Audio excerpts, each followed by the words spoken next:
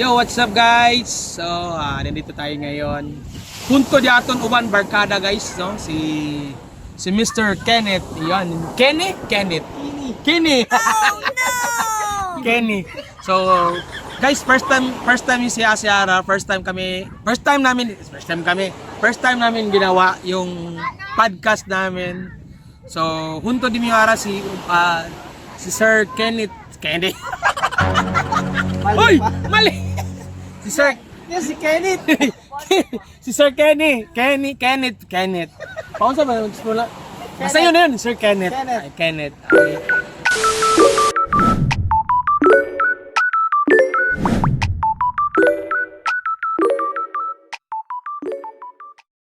So, isa po siyang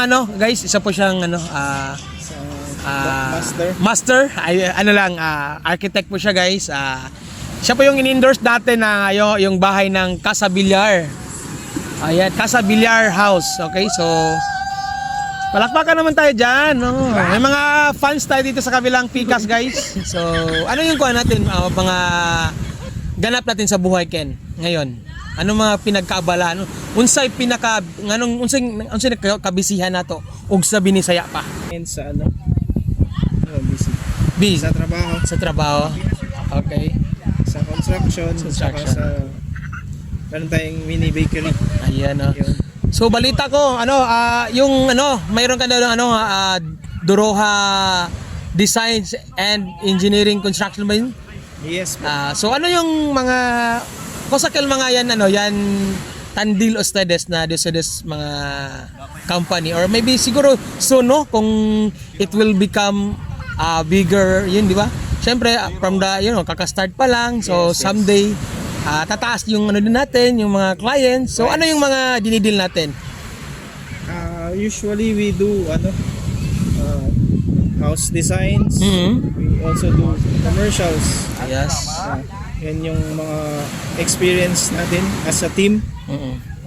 Nagde-design tayo ng mga commercial buildings and also residentials. Ayun yung natin.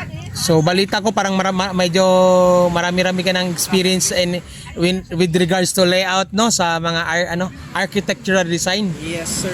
All right. So medyo hindi naman sa expert pero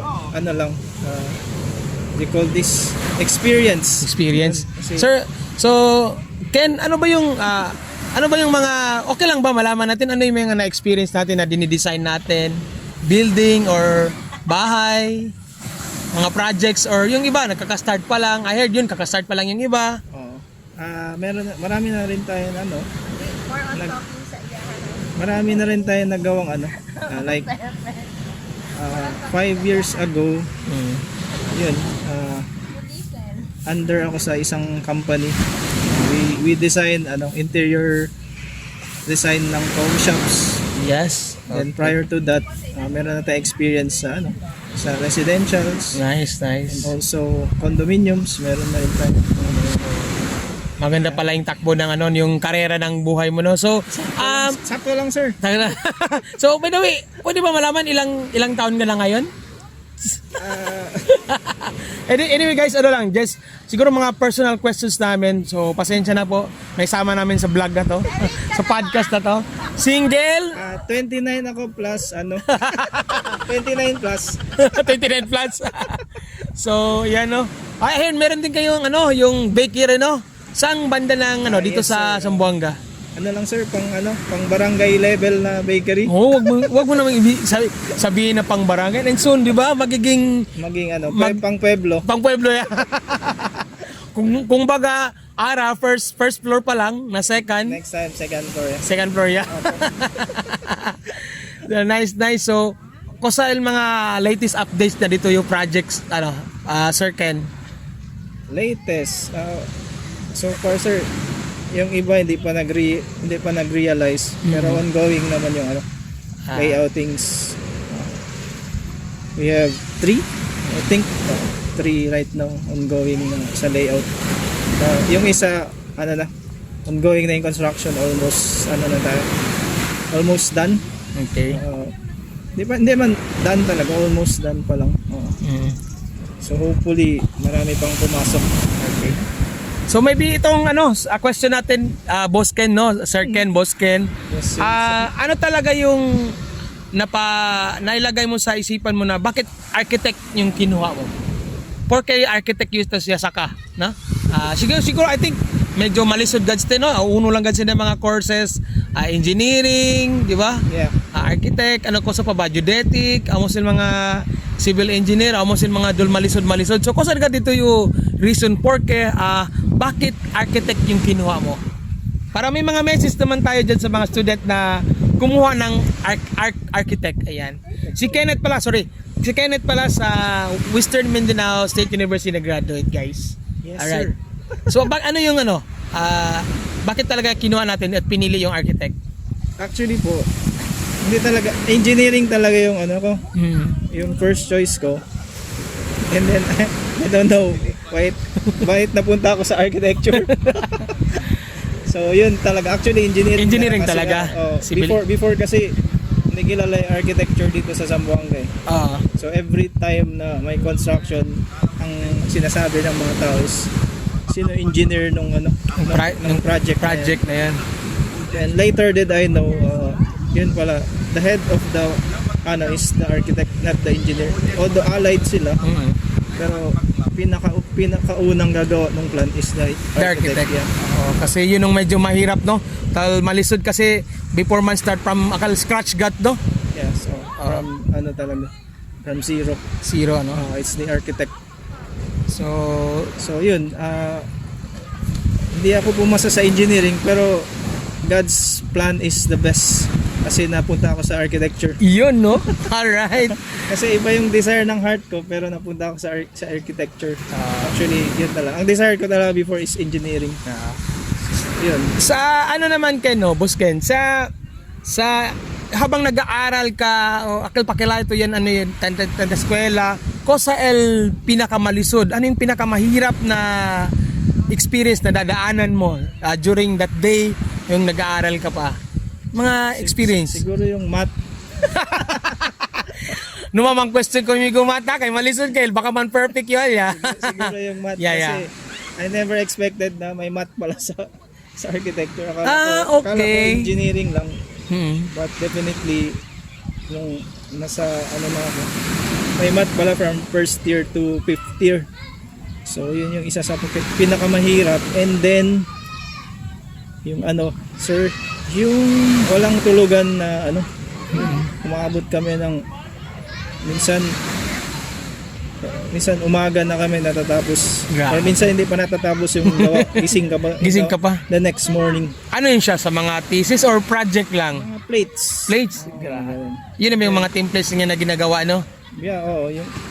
Nag-design na kami. First year pa lang may mga design may mga outputs na kailangan. Ginagawa na kami design from residential to commercial until thesis. So thesis yung pinakamahirap kasi yun, medyo siya, time consuming, tapos yung effort, tapos at the end of the day baka hindi ka pumasa. So yun yung yun yung mahirap doon, no? Mag-effort ka ng ilang months. Tapos, I heard ngayong iba nagki-quit na, nag-ship ng ibang course kasi parang daw? Hindi na kaya. Hindi na kaya na, no? Wala lang tayong choice kaya kinaya. So grabe, no, ang ganda na yung tarera, no? May mga trail pala. Akala ko paano lang, parang enjoy lang, drawing lang, magle-layout lang agad. So may mga ibang way pala na medyo mahirap. Yes, sobrang hirap pero kaya lang. Sa mga upcoming students na gustong mag-architecture, go lang. Kaya niya. Wag lang kayo sumuko. Yun lang talaga yung goal talaga. Alright. Pag inumpisahan nyo, tapusin nyo na agad. Tapusin nyo, wag nyong hintuan sa gitna kasi sayang. So sa industry ng architectural, Sir Ken, ilang years ka na nasa industriya ng architectural? Siguro almost 10 years na rin, sir. Okay. So marami mga experience, marami nang na-experience. Marami nang na-experience na sa mga away sa construction. Oo. Kalaban. May diyan sa Tampilan? Yes, sir. Pensaba yo, isi-isi lang, oy, manalbla ka, oy, asya ka mo trabaho li. Akala So, nila easy lang mag-supervise pero actually masakit siya sa ulo. Medyo ano pa, medyo mahirap pa Kasi din pala. may ibang mga tao na syempre hindi mo rin iba kasi ang ugali ng tao. So hindi mo lahat kaibigan. So yung iba kampakaibigan lang. Ganun. So yung halimbawa sa mga working experience mo, Boss Ken, ano yung mga, paano mo na hinahandle? Halimbawa may mga nag-aaway sa mga employee mo, sa mga trabaho, mga katrabaho. Halimbawa sa construction, may nag-aaway. Paano mo i-handle yun? Yun, first thing talaga is know what's the problem. And then settle it between the yun sa magkaaway. Yeah. Wag nyo nang palabasin na kasi meron iba pag lumabas sa site, yun, hindi natin alam yung ibang ugali nila, baka last day na pala nila, mga ganun. May mga ganun talaga sa site. Yeah, so amagad si Chinebes akan yung mga joke-joke, kabar yan pikunan niya, so kabar yan rabyahan, bumbiyahan niya lang. Grabe. Or more than bombiyahan. More than amo sel malisod, no. So talya na trabaho, construction, kabar tiyan pa mga kosa-kosa tan bisyo, kabar tiyan pa tampilyahan, Si. omenta pa ng mga tumahan, gimmick-gimmick. Amo.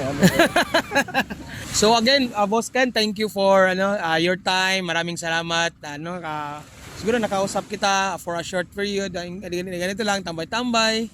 So hindi man abla formal gayud, but no, siya kita information niya pwede saka.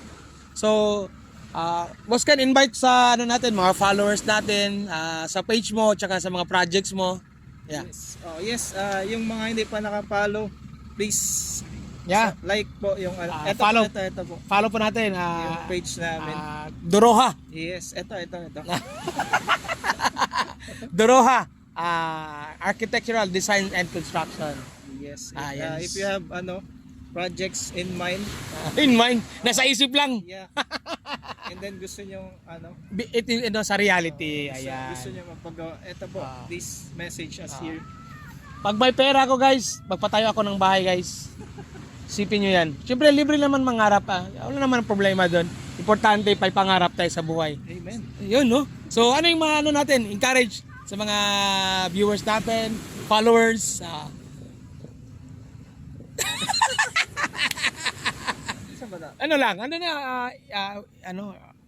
Kung may mga sa mga followers, invite ko kayo to message me if may mga tanong kayo. If may mga questions, queries kayo, please message us on our page po. Ilalagay ni Sir Wilson yung natin, page natin. Okay. So, yun sir. Alright, so yun lang po guys. Salamat sa ating mga followers. Syempre, don't forget then to like and follow, subscribe sa ating YouTube channel, Mr. Wasap also. Doroha Architectural and Design and Design Engineering. Ayun. So, yun po guys. Huwag kalimutan sa mga projects nyo. Kung gusto nyo yung mga project na it will going to magiging reality. So, contact po natin Doroha Architectural Designs and Engineering. Alright. So, maraming salamat po guys. God bless po everyone.